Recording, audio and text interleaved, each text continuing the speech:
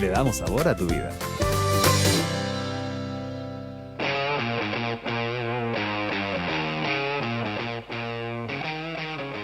Hola, hola, hola, hola, muy pero muy buenas tardes, ya 12 con un minuto de este jueves 11 de junio, arrancamos el capítulo 123 de Prensa Fútbol en Radio Z, un día frío acá en Santiago por lo menos, y en gran parte del país. Carlos también ahí está congelado y le damos la bienvenida a Carlos Piratini. ¿Cómo estáis, Carlos, aquí a capítulo 123 de Prensa Fútbol en Radio Z? ¿Cómo pasa el tiempo? 1, 2, 3, dirían. Oye, 123 capítulos, bienvenidos todos. ¿Cómo va Guaja? Con frío. Hoy día en la mañana el despertar estuvo horrible, con menos 1 grado en Santiago, pero con calorcito de ver la serie también de House. Así que el presidente. Así que no, bien. ¿Te prendiste con la serie El Presidente? O sea, la estoy viendo, pero la estoy viendo porque encuentro que en parte es una caricatura, una bonita caricatura de lo que fue el periodo. Me entretiene, tiene algunos datitos sabrosos, pero no es para... Si te quería informar, no, ¿cachai? Si quería ser No, cinearte, sí. tampoco. Pero igual está buena, hay que verla. Yo todavía no la veo, así que este fin de semana me voy a poner ahí a ver al presidente, al doctor Sergio Jau, ahí que tiene su historia contada ahí en Amazon, ahí que tiene esta tremenda historia. Y también se conecta con nosotros desde Brasil, nuestro capitán, nuestra figura de este equipo que está acá reunido cada jueves acá en la Radio Z, el gran Claudio Maldonado. ¿Cómo estáis, Claudio? Bienvenido. Hola, Rodri. Hola, Carlito. ¿Cómo están? ¿Todo bien acá? Mollita, ¿cómo está? Todo bien, gracias a Dios. Como las noticias no son muy buenas acá todavía porque han pasado muchas cosas y hay bastantes problemas, sobre todo han flexibilizado muchas cosas acá en Sao Paulo, pero la cifra de muertos por día todavía es muy grande y cada vez es récord. Todos los días hay récord acá. Terrible, terrible. Igual que acá en Chile también, hoy día tuvimos 173 muertos registrados, ya ha subido mucho el número, así que yo creo que es momento también de darle un poquito de alegría y un poquito de conexión a la gente también, que se libere un poquito del estrés que estamos viviendo por esta pandemia del coronavirus.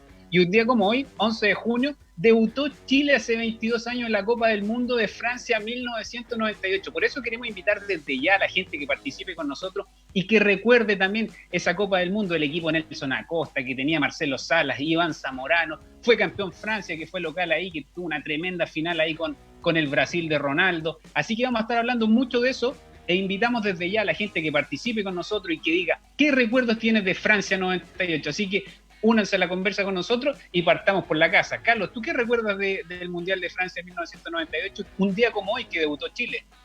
La ansiedad, yo creo que la ansiedad, a esta hora está empezando el segundo tiempo, a las 12, el partido fue a las 11 de la mañana, me acuerdo.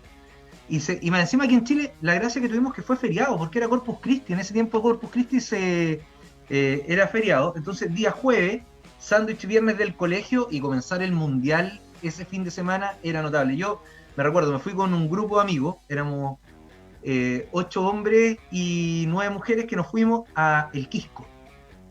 Ahí estuvimos todos en una casa el fin de semana completo, viendo fútbol, viendo el partido del debut de la selección y con demasiada ansiedad. Yo ese partido debo reconocer, teníamos 2 teles en esa casa y yo me encerré en una pieza y vi el partido solo. Tenía los otros 16 monos gritando afuera, pero yo no sé cómo con mucha gente. Y para empezar a explicar tampoco. Entonces terminé encerrado viendo el partido, sufriendo, puteando literalmente a Bochardó, y contento al final. O sea, yo tenía la sensación de que si Chile perdía por 1 o sacaba un empate, había que celebrarlo. Y terminó el partido y hubo como cierta desazón por cómo jugó ese equipo. Jugó muy bien. Y tuvimos la escuadra de Italia. Sí, totalmente. Tú, Claudio, ya estabas jugando fútbol, estabas en Colo-Colo, muy metido ya en lo que es el fútbol. Me imagino que viste con una sensación especial ese debut de Chile en la Copa del Mundo de Francia 98, recordando que habían pasado 12 años de la última participación de Chile en un mundial, que había sido en España 82, el recordado penal de Caselli, ya todos, nadie se acordaba lo que era un mundial. Había estado castigado Chile por el tema del Cóndor Roja, vino el Maracanazo, no pudo disputar la eliminatoria del 94. Entonces pasaron 12 largos años y Chile, la ansiedad era tremenda, y me imagino que tú como futbolista también lo viviste de una manera especial, ese debut de Chile en Francia 98. Sí, la verdad que fue muy especial porque yo me acuerdo que nosotros incluso en algunos momentos entrenábamos con esa selección, porque nosotros éramos sub-20, seleccionados sub-20, y en algunos momentos nosotros estábamos en Pinto Durán y los veíamos a todos ellos. Entonces ellos ya estaban en esa preparación para poder llegar al Mundial, o sea, ya estaban casi en esos últimos detalles y todas esas cosas. Y me acuerdo perfectamente que para mí y para el resto de los seleccionados sub-20 era una sensación como de haber cumplido algo, porque esa fue una generación que le dio vida de nuevo a la selección, porque volvieron a disputar una Copa del Mundo después de muchos años. Y había una generación muy buena de jugadores, Zamorano, Salas, que estaba con 23 años casi, Marcelo, Zamorano estaba con 30, todavía estaba casi joven, o sea, y ahí apareció varios otros jugadores, Clarence Acuña, Marga, que estaban en un momento espectacular, y la verdad que ahí nació, yo creo que el resurgimiento de la selección nuevamente a disputar competiciones internacionales, y eso para nosotros nos quedó marcado.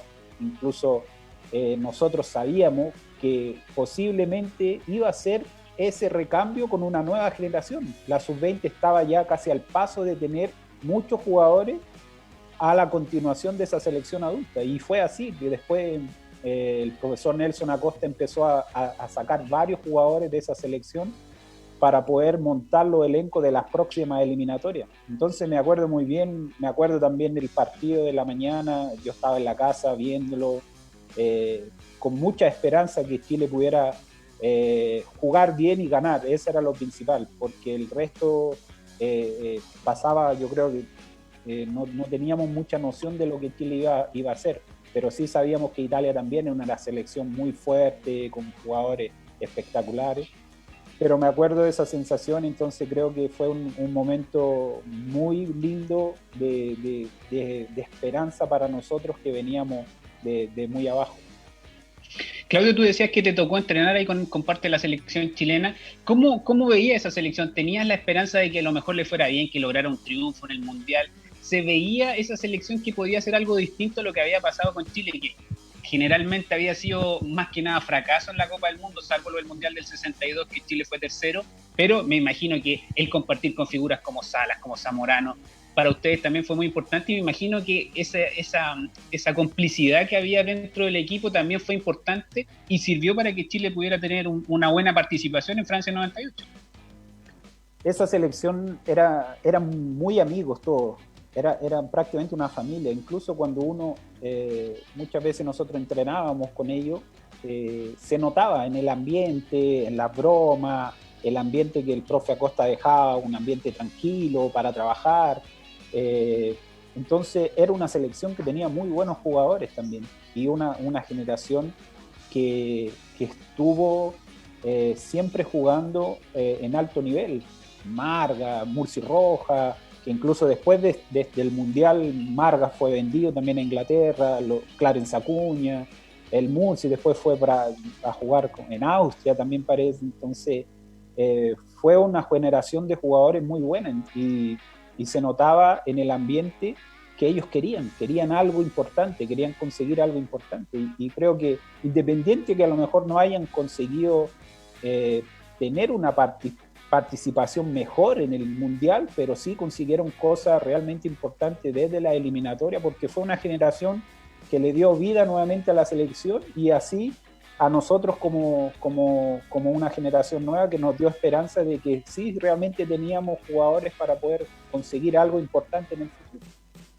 Oye, pero en esos entrenamientos les dejaba meter chuletitas a Zamorano, a Sala, o el pelado Acosta los tenía cortitos ahí y no los dejaba hacer nada. No podíamos pegar nada, ni siquiera nada. Nos decían siempre antes de empezar, decía que cualquier entrada más violenta teníamos que dar una parada, porque eran jugadores que estaban ahí al paso de viajar, ya se estaban casi listos para irse a Francia. Entonces también nosotros éramos conscientes que no podíamos de repente pegarle a él o lesionarlo. Entonces pero fue súper tranquilo las veces que entrenamos con ellos, y aparte que nosotros tampoco tocábamos la pelota, sí, era una selección que jugaba muy bien, tenía muy buenos jugadores. ¿Carlos? ¿no? Era refrendar un poco eso, que era una selección que jugaba bastante bien y que además tenía un ambiente súper bueno, se veía por lo menos, más todos los medios de comunicación estaban detrás de que la selección volvía al Mundial, de que le fuera bien, y no habían tantas dudas con ese equipo. O sea, si lo miramos, después cuando ya se convocan a los 23, ya pasa lo del Huevo Valencia, lo de Carreño, pero de los 23 que van, todos tenían más o menos clarito cuál era el equipo. O sea, todos sabíamos a qué iba a jugar Chile, Pelado Acosta lo dejó súper claro antes, y teníamos, por lo menos para mí había una pura duda, si era Stay o el Coto Sierra, pero el resto del equipo estaba clarito. Quizás Villarroel o Cristian Castañeda, pero lo demás era súper clarito, era un equipo que sabíamos a lo que iba a jugar, que si le podía resultar o no era otra cosa, y sabíamos los nombres que se iban a utilizar. Entonces, y como que todos estábamos de acuerdo en esos nombres también. Sí, Entonces, totalmente. Yo creo que lo que dice Carlos tiene toda la razón, es un equipo que te sabíais de memoria, salvo el conductor que era Stay o Sierra, que después incluso se sumó Marcelo Vega en el último partido con Brasil, pero era la única duda, el resto te lo sabíais de memoria, con una línea defensiva que yo creo que también era muy buena, con Ronald Fuentes como líbero, Javier Margas con Pedro Reyes, que eran dos torres que no dejaban pasar a nadie, tenía una contención con Clarence Acuña y Nelson Parragués, que Parragués hizo el trabajo silencioso ahí, pasa medio colado para el resto del mundo, pero hizo muy buen trabajo en ese mundial, más lo de Villarroel y el Murcio Rojas por las bandas, y arriba Zamorano y Sala, que eran dos monstruos que podían hacer lo que querían y le metían miedo a cualquier selección, como fue lo que pasó con Italia, porque ahí Sala hizo los goles, los 2 goles, hizo los 4 goles en el Mundial, fue para muchos el más destacado, pero Zamorano también hizo un tremendo trabajo sucio en ese Mundial, de desgastar a la defensa. Yo creo que el único pero de Zamorano es que no pudo hacer un gol, yo creo que esa es la espinita que tiene en la carrera Zamorano, ¿no es cierto, Claudio? Yo creo que sí, porque en muchos de los partidos Zamorano era el hombre principal que atacaba siempre la jugada, pero siempre sobraba para Marcelo Sala, entonces siempre sobraba el balón de esa. Pero creo que a lo mejor Iván ya tenía su nombre, tenía su trayectoria, ya era reconocido mundialmente y fue un jugador importantísimo para esa generación. Independiente a lo mejor de lo que no hubiese hecho los goles, pero sí fue fundamental para poder, yo creo, tener una presencia en la parte delantera de nuestra selección, porque a lo mejor si no lo hubiésemos tenido, a lo mejor hubiese tenido que buscar otra opción y jugar Salas con algún otro, pero sí creo que yo creo que quedó esa amargura en él de no haber marcado en ese mundial. Pero ojo, de los 4 goles que hace Salas, 3 son prácticamente goles que se los podía acreditar a Zamorano. El primero, el córner, el primero con Italia, que cabecea a Zamorano. El segundo gol Italia no tiene nada que ver Zamorano, pero el gol a Austria lo cabecea Zamorano también en área chica. Y el gol a Brasil le tapa a Tafarel una pelota a Zamorano que le queda el rebote a Salas para que sea gol. O sea, 3 de los 4 goles de Salas fueron prácticamente obra de Zamorano. Yo creo que el más vaca de ese mundial fue Tafarel. Brasil ganando 4-1, tiro libre Zamorano, últimos minutos, y la puso casi al ángulo, y Tafarel, el único tiro libre que yo le vi sacar ahí al ángulo fue a Zamorano. Y ese era el gol que tenía que tener Zamorano. ¿Cómo se fue del Mundial sin un gol? Yo creo que fue vaca Tafarel ese día. ¿Se acuerdan de ese tiro libre? Sí, me acuerdo de ese. Yo creo que ese era para consagrar más todavía a Zamorano, pero parece que se consagró Tafarel. Oye, pero volvamos a lo que fue el 11 de junio del 98 con Francia 98. Hay harta gente participando con nosotros, lo vamos a estar leyendo ya, que tienen su recuerdo ahí del Mundial de Francia 98. Me imagino que para todos fue sorprendente ver ese 11 de junio en Burdeos, el debut de Chile, y ver una marea roja que le llamaron al público chileno, que yo creo que sorprendió a todo el mundo. Muchos chilenos que estaban exiliados aprovecharon de ir al Mundial, a acompañar a Chile, también muchos chilenos que viajaron también desde el país para acompañar a la selección. Yo creo que eso fue una de las cosas más impresionantes, ver a la selección chilena jugando prácticamente de local en ese Mundial, con banderas rojas por todos lados, camisetas rojas por todos lados, algo que no pasaba ni siquiera antes con la selección chilena, que se empezó a ver en esa eliminatoria Francia 98 como un mayor fervor por la selección, un mayor nacionalismo, y cambió mucho la relación del público con la selección, y me parece que a partir de Francia 98 eso se consolidó y la marea roja se hizo conocida. ¿Para usted era importante sentir ese apoyo del público, Claudio? Sí, es muy importante, sobre todo cuando tú juegas fuera del país y ves que hay una cantidad enorme de chilenos, eso es, yo creo que impagable, porque eso quiere decir que todo lo que tú haces representa a tu país y la gente se siente identificada con nuestro deporte. Y para nosotros siempre es fundamental. Nosotros lo vivimos también en los Juegos Olímpicos. También era una comunidad de chilenos allá en Australia que nosotros decíamos, pero ¿de dónde llega tantos chilenos acá?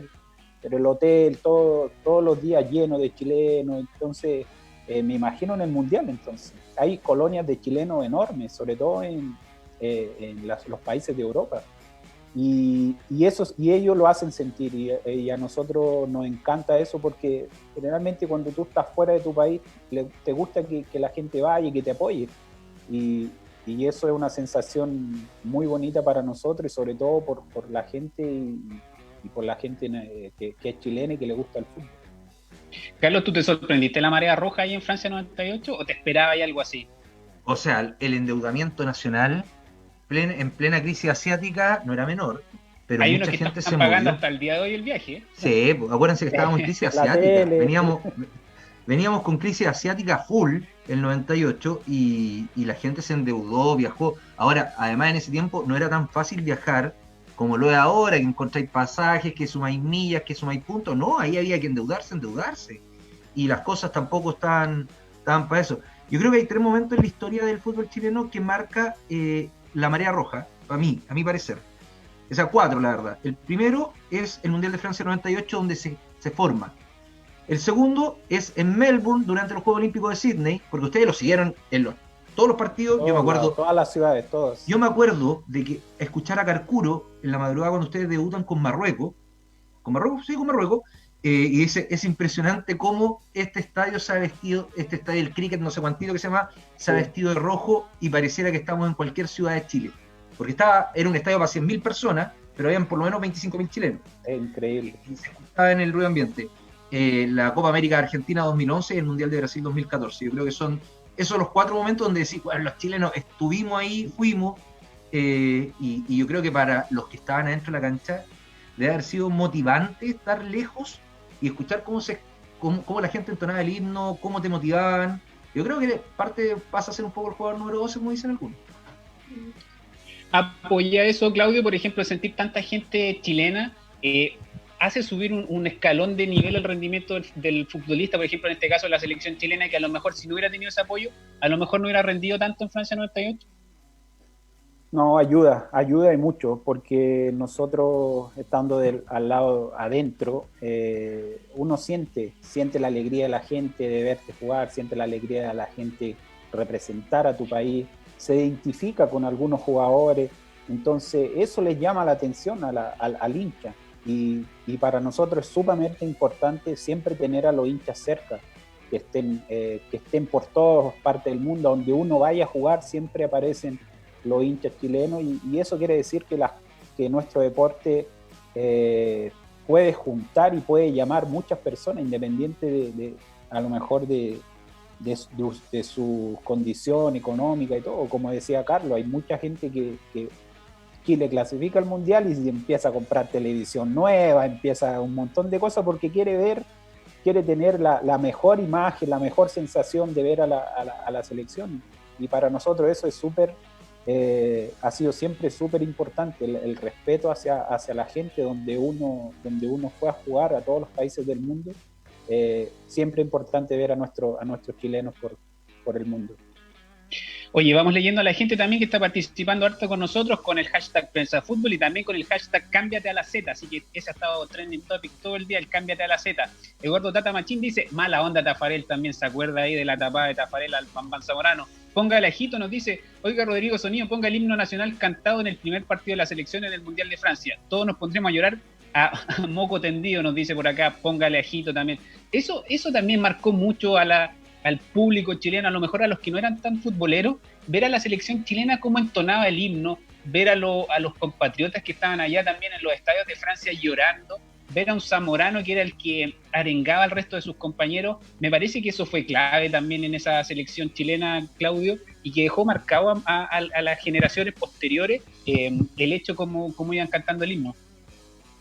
El himno es cuando tú lo escuchas, sobre todo fuera de tu país, es realmente impresionante, y sobre todo cuando es cantado por hinchas chilenos viviendo muchos años fuera de su país. También es una sensación como de alegría, una sensación de lucha. Entonces creo que extremadamente nosotros importante de repente tener esa sensación. Era una sensación magnífica, sobre todo lo que vivió Chile de los últimos años, ahora después del Mundial acá en Brasil, después las Copa América que tuvo en Argentina, que reventaron el estadio de Argentina cantando el himno nacional. Creo que es muy, muy, muy lindo tener esa sensación cuando haces parte de una selección. Tú que lo viste ahí, Carlos, con un grupo de amigos, ese debut del Mundial de Chile, pero te fuiste a verlo solo, ¿te marcó el hecho de ver a esa selección cantando el himno ahí a todo pulmón, con un Zamorano que arengaba, que antes que terminara la canción empezaba a levantar a los compañeros y parecían 11 leones enjaulados listos a salir a la cancha? O sea, no se veía un equipo timorato, se veía un equipo con personalidad. Y yo creo que esa personalidad se la entregaba a los futbolistas que estaban afuera y principalmente Zamorano. El liderazgo de Zamorano en esa selección se demostró mucho. Y claro, tú veías, porque nosotros veíamos por la tele, los que teníamos cable, y veíamos esa selección argentina donde tenía el 80% que había jugado la final del 94, veía ahí a Roberto Bayo, veía ahí a, no sé, a Cannavaro, Costa Curta, Paolo Maldini, Pagliuca en el arco. Entonces, claro, el Toro Vieri arriba y tú decías, contra estos monos vamos a jugar, ¿cachai? Literalmente. Y de repente los veís de par a par, parados, con personalidad, cantando, y después lo que hace, por lo menos para mí, la selección desde el minuto, desde el gol de Italia para adelante, es muy importante. Es como, fue como gratificante, fue, bueno, que hasta en un momento, cuando iban 2-1 cerca del minuto 25, se escuchaba Nole, porque Chile tocaba y manejó mucho rato la pelota en ese partido. Es súper importante lo que dice Carlos, o sea, la personalidad que mostró Chile me parece que también fue un ejemplo para las generaciones posteriores, y a partir de ese minuto uno empezó a ver una selección chilena que decía, aquí estamos, le podemos ganar a cualquiera, y me imagino que, por ejemplo, a ti, Claudio, te quedó mucho eso marcado, y a partir de eso también los marcó a las selecciones posteriores que vinieron después de Francia 98, que me parece que esa personalidad, ese espíritu así de no achicarse contra nadie, me parece que fue clave también en ese momento y que marcó un antes y un después del fútbol chileno, por lo menos de lo que venía pasando en la época de los 90. Sí, totalmente. Lógicamente siempre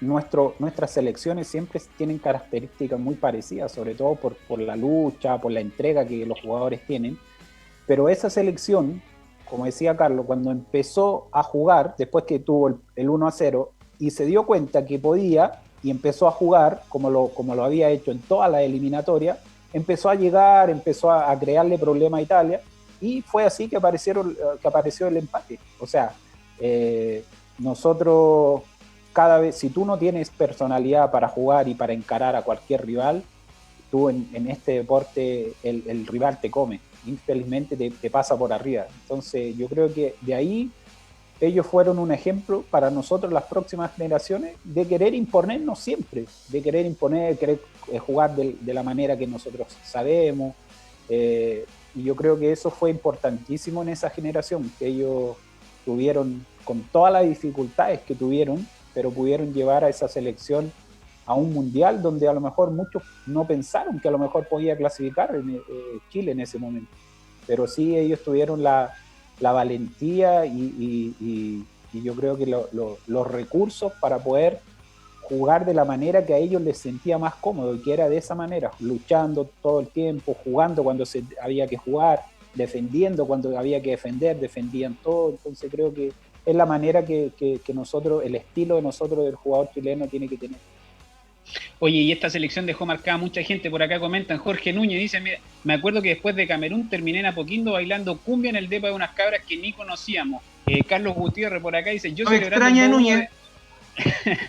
celebrando el 2-1, el gol de Sala a Chile versus Italia, a las 10 m, asadito y unas pilsen con los amigos de esos años, nos dice Carlos Gutiérrez por acá también. Marcelo Guanero, Francia 98 fue un sueño hecho realidad, emocionante, y el gran Chete Maldonado, un crack, nos dice por acá. Oye, esa selección también tuvo una cercanía con la hinchada que a lo mejor no se había dado ni antes ni se dio posteriormente, porque también había una cercanía con la prensa. Por ejemplo, no sé, hay que acordarse del Pato Ñate, que era un jugador más que estaba metido en las concentraciones de la selección, lo tiraban al agua, le pegaban cachamales. El Kiwi. El Kiwi era en medio de los gomas de la selección, pero también eso hacía una cercanía que después no se dio con el resto de la prensa y que también ayudaba a que la gente lo estuviera como mucho más cercano, los quisiera un poco más. ¿Te parece que eso también ayudó un poco, Carlos?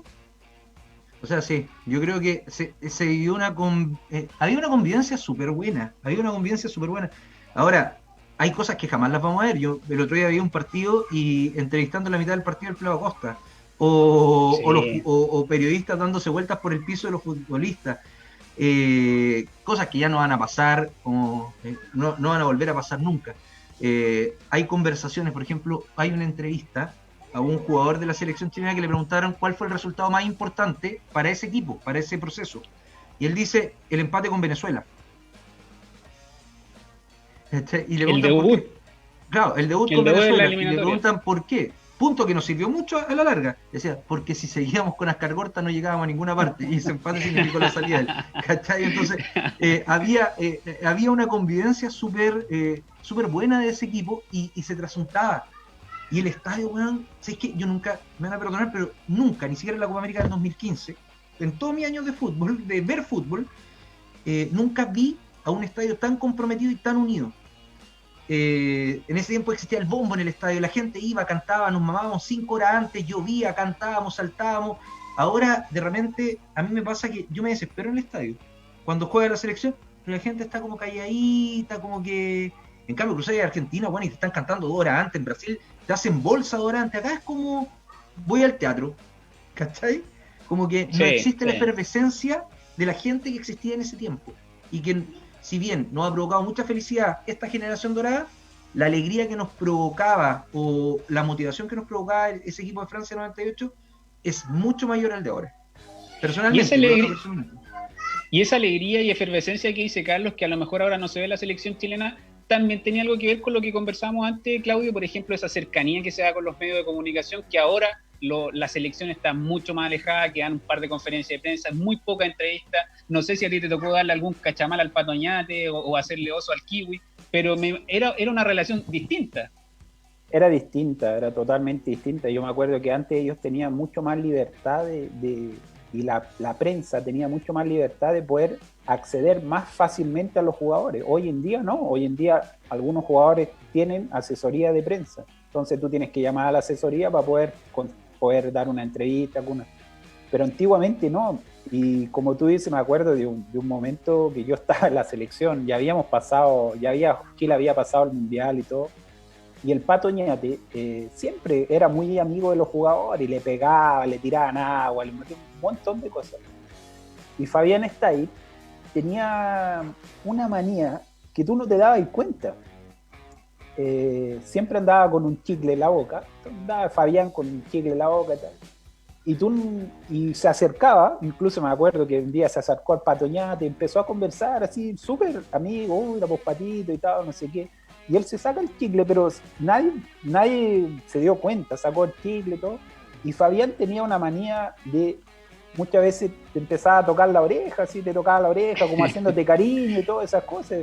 Entonces ya. Y me acuerdo que un día él hace eso con el Pato, y le empieza a tocar la oreja todo, y le pega el chicle en la oreja. Y el Pato no se dio cuenta nada de eso. Y lo fuimos y después alguien llegó y le dice, oye Pato, ¿y por qué? ¿Qué andáis comiendo chicle con la oreja ahora? No, ¿por qué tenía un chicle en la oreja? Y claro, y Fabián era experto en hacer eso, pero a todos se lo hacía, a todos. Y lógicamente el Kiwi, el Pato tenían una libertad enorme porque conocían a muchos de esos jugadores, tenían una relación muy buena.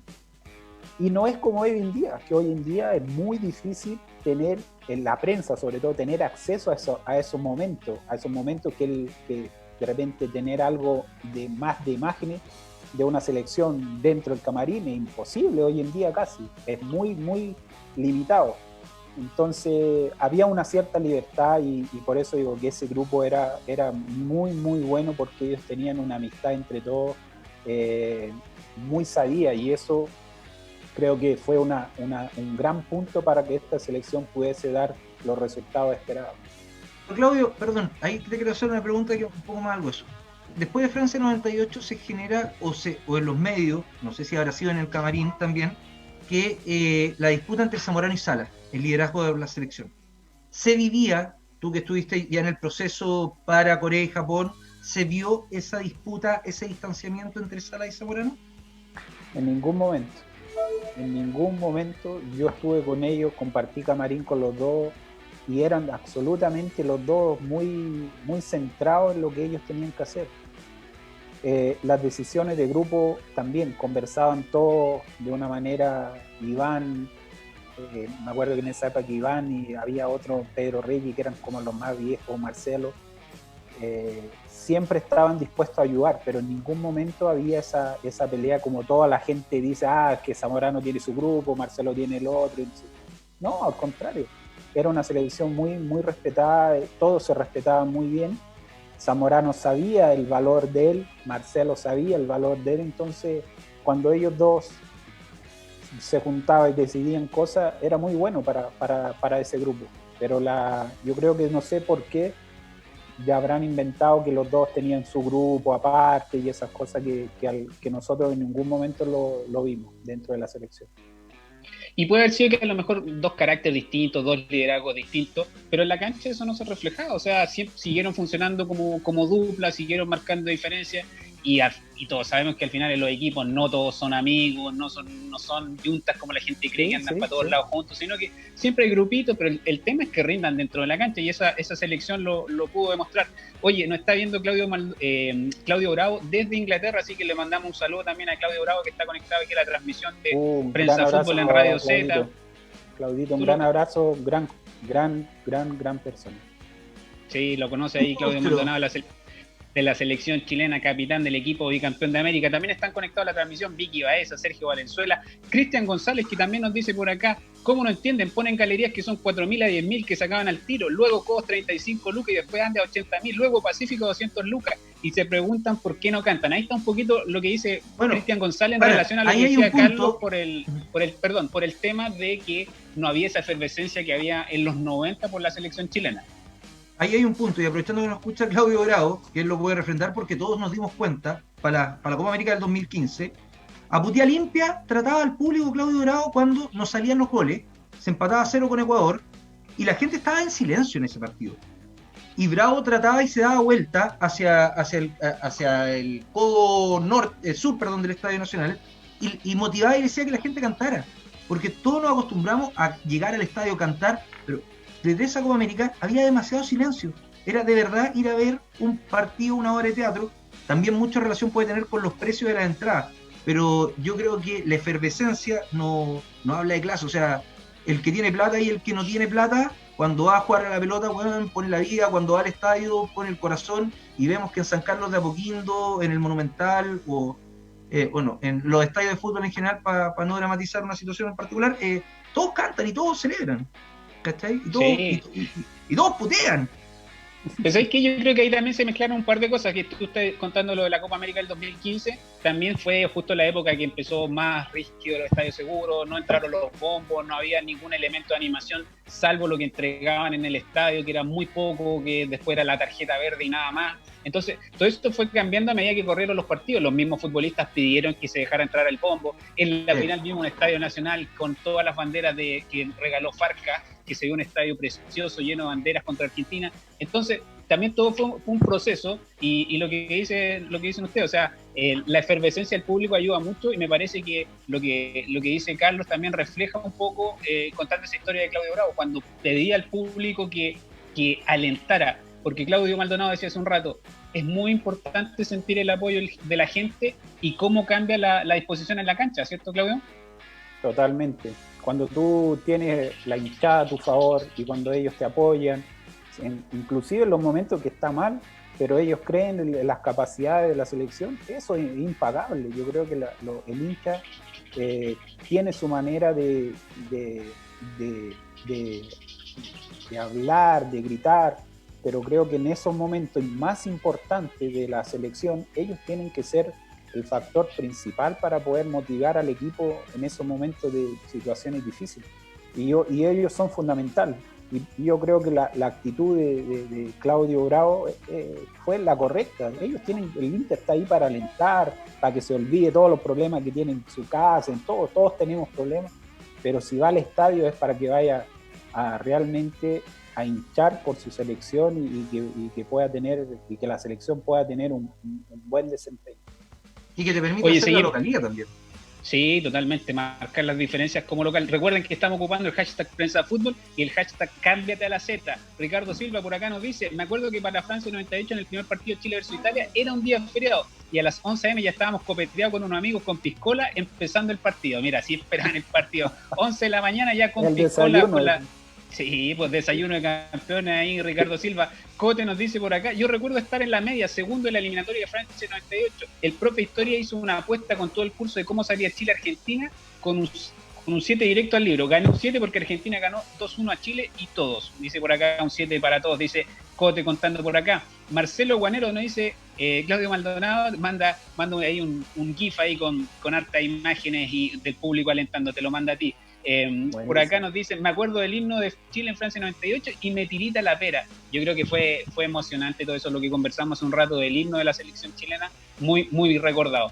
Pero hemos hablado de las cosas bonitas, no hemos acordado de la selección chilena, pero también hay que acordarse del lado feo. Y en el debut de Chile ese 11 de junio de 1998 hay un nombre que yo he marcado a fuego para los hinchas chilenos, para los futboleros, para la selección del 98, para el equipo Nelson Acosta, el mismo Nelson Acosta, el señor Lucien Bochardó, el árbitro de ese partido que cobró un penal que a lo mejor hoy con el VAR se hubiera cobrado, pero en esos tiempos no se cobraba, a 5 minutos del final con Chile ganando 2-1, y me parece que por ahí también, como dijo Carcura en algún minuto, metió la mano a la FIFA porque Italia no podía perder en el debut. ¿Te acuerdas de eso, Claudio?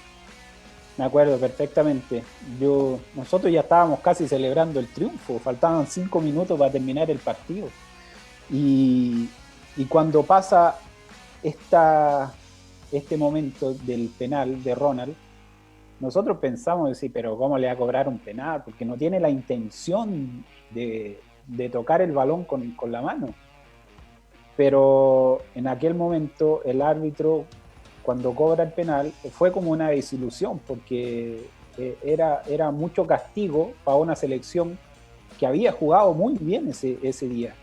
La selección había jugado muy bien, había controlado muy bien todas las situaciones de Italia. Y cuando pasa esto te da como te desanima, decir, chuta, de nuevo no meten la mano ahí por cualquier cosa, árbitro, cualquier cosa. Entonces me acuerdo perfectamente de ese momento y creo que ahí fue un momento no solo para nosotros que estábamos viendo, sino me imagino que para los jugadores fue mucho más todavía esa cosa que salimos atrás del resultado, lo fuimos a buscar, lo dimos vuelta y al final nos cagan con esa mano. Como siempre, última hora. ¿Tú qué te acordás? Lo primero que se tiene en la cabeza cuando te digo Bochardó o Carlos Piratini. O sea, lo odié, po. En ese momento era hincha y lo odié. Yo creo de verdad... Espérenme. Silencio. Ya, perdón. Que tengo aquí jugando FIFA, PlayStation a 2 monos atrás. Tenés que acordarte de Bochardó y lo haces callar al tiro. Claro, no, o sea, odiándolo, pero ojo, claro, Chile fue más que Italia, y eso yo creo que fue lo que más dolió, porque claro, es un penal discutible, se puede cobrar, no se puede cobrar, ahora no estaríamos, ni siquiera sería duda, sería penal directo, cobrar inmediatamente, pero sí, nos generó dudas, nos generó ruido, nos generó pena y defraudarnos un poquito porque sentíamos que era el triunfo. Mira, yo tengo un amigo de esa época del colegio que se llama Jorge Rojas, que era compañero mío. Bueno, no le pegaba ni al quinto bote, no sabía nada de fútbol, no le gustaba ningún club, pero era hincha de la selección. Y teníamos un compañero argentino, además, que siempre nos decía, nosotros somos bicampeones en el mundo, y bueno, nos raspaba por todos lados. Y termina el partido con Austria. Después de que termina el partido con Chile, él me dice, bueno, a Austria le ganamos. ¿Cachai? No importa, a Austria le ganamos. Y bueno, estaba motivado y pasó una semana, porque él siempre juega después de una semana. Termina el partido con Austria y me dice, desmotivadamente, me dice, ¿qué se sentirá ganar un partido en un mundial? ¿Cachai? Así con la desilusión de decir, bueno, hemos estado 2 veces a punto y las 2 veces cagamos al final. 5 minutos antes con Italia, en el último minuto contra Austria. Y siempre me quedó marcada esa sensación porque la frustración de él, que era un hincha de la selección, porque no le gustaba ningún equipo de fútbol, yo creo que se ha expandido por todo Chile de ese momento cuando cobra el penal Bochardó, patea a Bayo, y todos con la ilusión de que se le fuera, si al final el último penal que había pateado Bayo en un mundial, weón, lo habían perdido en la final de Estados Unidos. 94. Claro. Sí, po. Y la rozó Tapia Tapia. que la toca, weón. Y Tapia la toca. Tapia se tira bien. Claro. Primera vez Tapia que lo vi era un volar. atajador de penales se tira bien.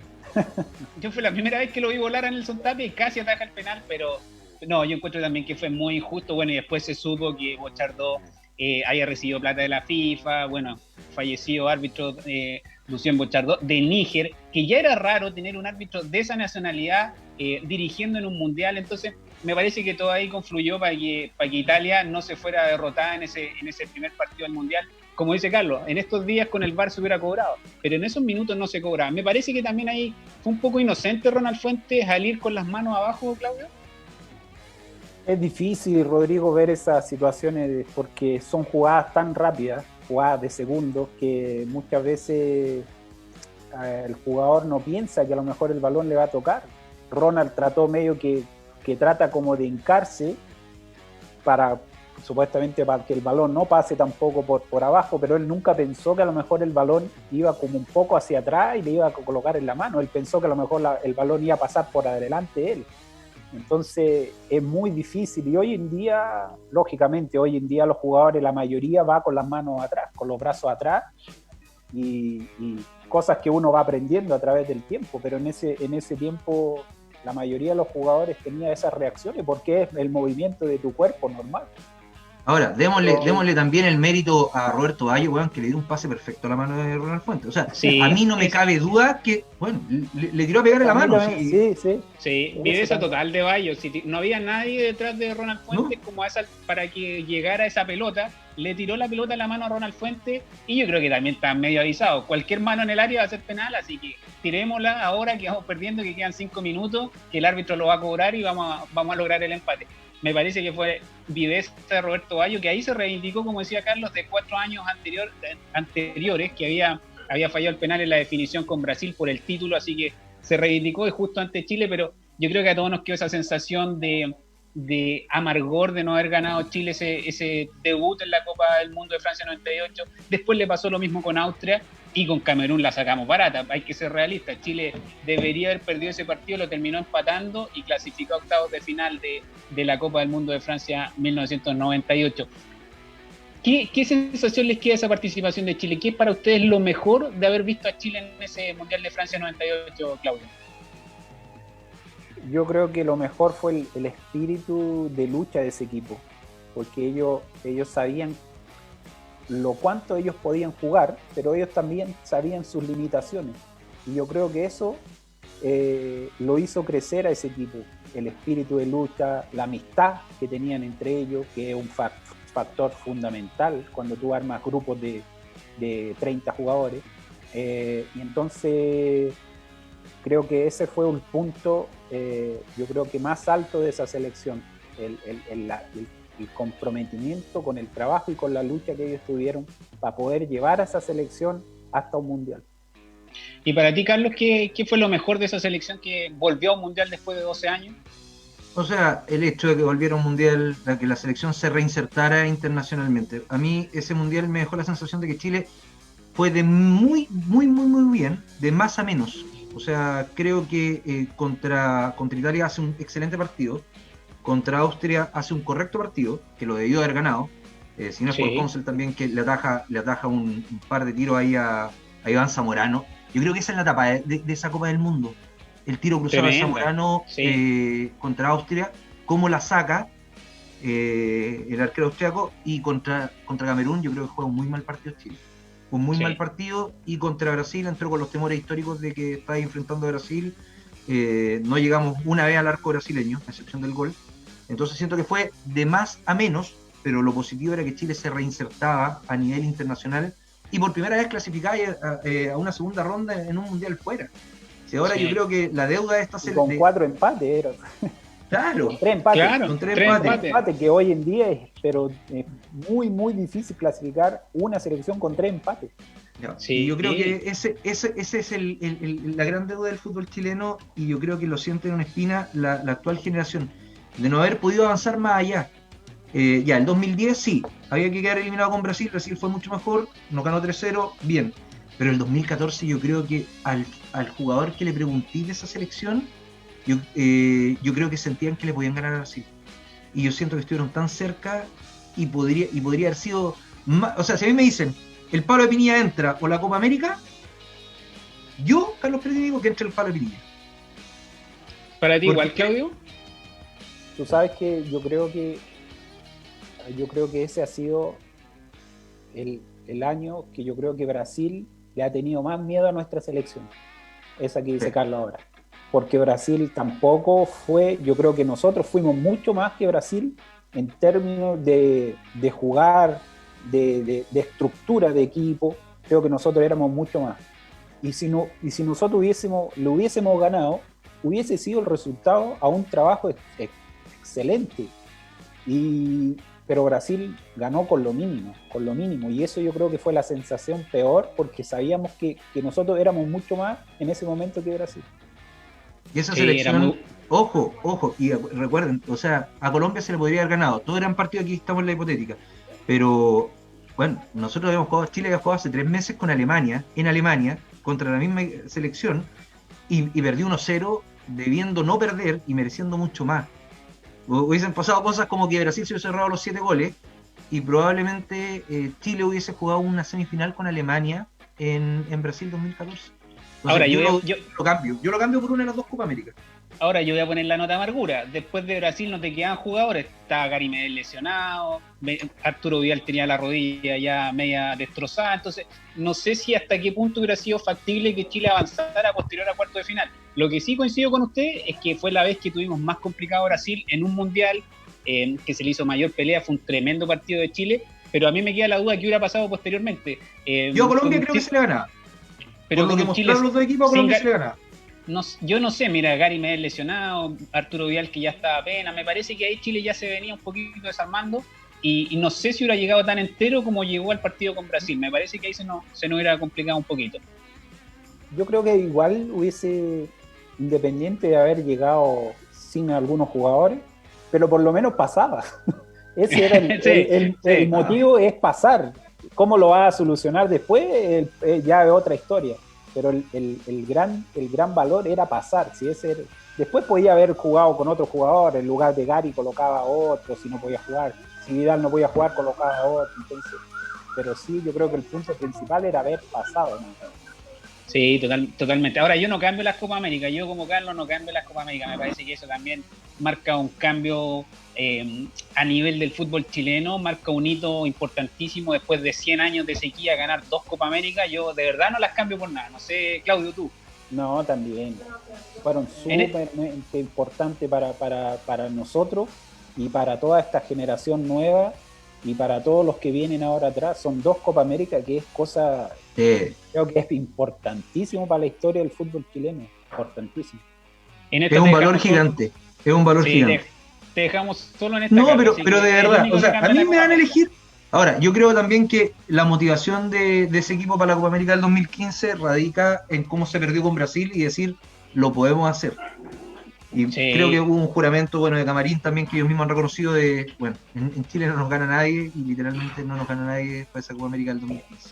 Sí, totalmente. Oye, hemos hablado harto de Francia 98, han pasado 22 años, y a mí me gustaría ver también desde la mirada de Claudio Maldonado, cosas así más pintorescas de lo que pasaba en esa época en Francia 98. Vemos los partidos de ese mundial, vemos a la selección chilena, vemos al Matador haciendo goles, pero lo vemos con una camiseta gigantesca que tiene que haber pesado 77 kilos, un número que ni siquiera se veía completo. ¿Cómo era jugar con esa tecnología comparado a lo que se hace ahora? No, era terrible. Imagínate que ellos eran adultos y nosotros que éramos sub-15, 17 jugando con los tremendos... Era Chile, ojo, era Chile, porque si tú miras la polera de Italia en ese mundial, era más ajustadita, era más apretadita. En cambio, Chile era el que tenía la Reebok gigante, con los números tremendos. O sea, la polera de Francia también, la de Brasil. Sí. Italia era como lo más moderno, porque Italia siempre a la moda, estilo italiano, como lo más moderno, pero las otras selecciones era terrible. Sí. Todas eran igual. Argentina también usaba camisetas grandes, me acuerdo que Brasil también. Y después empezó, yo creo que después de ese mundial empezó la moda de vestir mejor a los jugadores, con los números de tallas, camisetas más ajustadas, ya no podías estar tan gordo, ya tenías que mantener la figura. Ahí había jugadores como Marcelo Vega, que era un poquito más grueso, que él dice que es de contextura gruesa, que no era gordo, pero que podían disimular un poquito, porque esa camiseta, la manga corta, te llegaba a la muñeca. Entonces podía pasar piola, un poquito más ancho también, la metía dentro del pantalón y pasaba piola ahí el que tenía un poquito más de ponchera, pero me imagino que igual era incómodo, ¿no, Claudio? Era incómodo, en algunos momentos era incómodo, porque tú utilizas tu cuerpo para girar o para moverte, y muchas veces la camiseta medio que te perjudican algunas cosas. El short también, los shorts, generalmente los futbolistas usan los shorts muy largos, pero en este era demasiado largo y demasiado ancho, entonces era también, el Murci ni se le veía en las piernas, el Murci en ese... el Murci pasaba del short directo a los zapatos, porque no se le veía las calcetas. Nada, no se le veía nada al Murci, entonces, y muchos, el short, habían algunos jugadores que se lo doblaban incluso, le daban una vuelta acá arriba, se lo doblan, por lo menos para aparecer un poco la rodilla, ¿no? Porque no le aparecía nada. Pero era terrible, era ropa que en esa época, claro, en esa época la selección estaba, imagínate, tantos años sin poder participar, ahí entró la marca deportiva Reebok, incluso antes había Rummel, yo me acuerdo que sí, con 15 años a la selección y estaba Rummel, que era terrible también, terrible la ropa. Y después entró supuestamente una marca mucho superior que era Reebok y todo, y ahí empezó a utilizar Reebok por mucho tiempo. Sí, aunque hay que reconocer que el diseño era bien feo, la camiseta de la selección, ese estampado gigante, no sé a quién se le ocurrió. El Reebok, el logo que tenían aquí adelante, tuvieron que cortarlo por disposición del Mundial porque no se podía tener publicidad tan grande, pero le cortaron una patita nomás, entonces era bien chacha la camiseta de la selección, igual que el buzo. Si tú te fijas, cuando entra a la selección chilena, entra con un polerón ordinario, así como que le pusieron una insignia encima, a diferencia de lo que pasó posteriormente. No sé si te acuerdas de eso, Carlos, que la selección chilena me parece que fue en cuanto a vestuario, fue uno de los más pobres de ese mundial. O sea, la selección entra con un polerón, una sudadera gris. Es ¿sí? Una sudadera gris, porque está, o sea, tampoco nadie esperaba que lloviera en Bordeaux ese día. En cambio, los italianos con su busito, bien, en ese tiempo que Italia había salido de Viadora y había entrado con Nike, y era otra cosa. Era otra cosa. De estampa ya no golpeaban. Sí, era como el buzo que le quitaron a Rocky, se lo pasaron a la selección chilena, le pusieron la insignia de la selección y a la cancha, vamos todos ahí. Y también se dio en ese mundial harta pichanguera, harto pelo largo, harto cintillo. Primero Marcelo Salas con el cintillo, Zamorano, pero en el resto de las selecciones también yo creo una cosa que ha cambiado con el tiempo, no sé si lo han notado, que ahora la mayoría de los futbolistas, corte de pelo, rapado, con barbero, ya no hay tanta pichanguera, ¿no es cierto, Claudio? Sí, cambió muchísimo. Yo me acuerdo que yo desde el 2003 hasta el 2008 yo me dejé el pelo grande, lo tenía grande y todo. Y después cuando fui a Turquía, ya me molestaba el pelo, y ya también había cambiado un poco esa onda de tener el pelo grande y todo, y ahí me lo corté. Pero hoy en día tú ves que la mayoría, el pelo corto, moicano, otros estilos de peinado, y el pelo grande son muy pocos todavía los jugadores que lo tienen, que lo usan actualmente, son poquísimos y son raros. Pero era una moda antiguamente, la moda, todos querían tener el pelo grande, largo. Me acuerdo yo veía Redondo también, que tenía el pelo largo, Sorín, ni se habla, Sorín hasta el día de hoy tiene el pelo largo. Sí.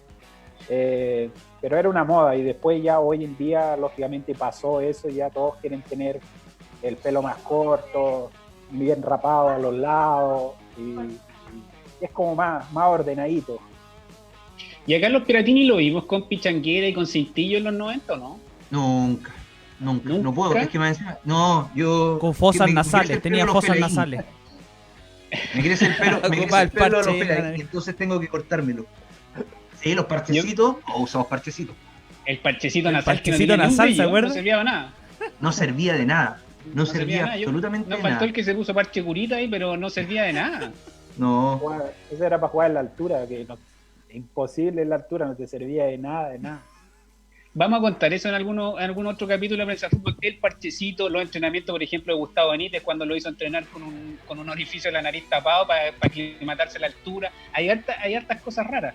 Oye, hay tantas cosas raras que yo veía. Habían algunos jugadores, no vamos a dar nombre, pero habían algunos jugadores en mi época que era obligado, se tenía que tomar 2 aspirinas. Dame 2 aspirinas antes de entrar al partido. Y se tomaba 2 aspirinas y decía, pero 2 aspirinas ¿para qué? Decía, está resfriado, le pasa algo. Se tomaba, y era todos los partidos. No, aspirina, ¿dónde está mi aspirina? Se tomaba 2 aspirinas. Cosa que no te sirve para nada. Entonces, por si cabeceaba mucho. Claro, por si cabeceaba mucho después. Oye, vamos a ir cerrando ya el capítulo de hoy día. Se nos pasó volando, ¿no? Este capítulo de Prensa Fútbol en Radio Z, recordándole a la gente que hoy día vuelve la Liga Española y por eso Experto trae el partido único del Sevilla contra el Betis, el clásico sevillano. Ahí Sevilla paga 1.50, el empate 3.05 y el Betis 3.20. Así que hoy día, desde las 4 de la tarde, regresa a la Liga Española y puede apostar ahí en Experto.cl desde su casa, desde 500 pesos. Así que tenemos harto fútbol de vuelta. Se nos pasó volando esta hora con Carlos Peratini y Claudio Maldonado. Tremendo programa. Y siga conectado a la Radio Z porque ahora viene Punto Z. Así que con gran entrevista, gran entrevista así con Cata Orcay también y la Isa Correa animando ese tremendo programa. Así que y Denise Malebrán con invitada. Denise Malebrán, mira, tremenda invitada. Así que siga conectado a la Radio Z. Nosotros, muchachos, nos vemos la próxima semana. Tremendo capítulo, Claudio. Tremendo capítulo, Carlos. Un abrazo. Mucho abrazo a todos, Mollita. Muchas gracias. Gracias a todos. Chao, muchachos. Nos vemos la próxima Gran programa. semana con Nos vemos. Prensa Fútbol. Chao, chao.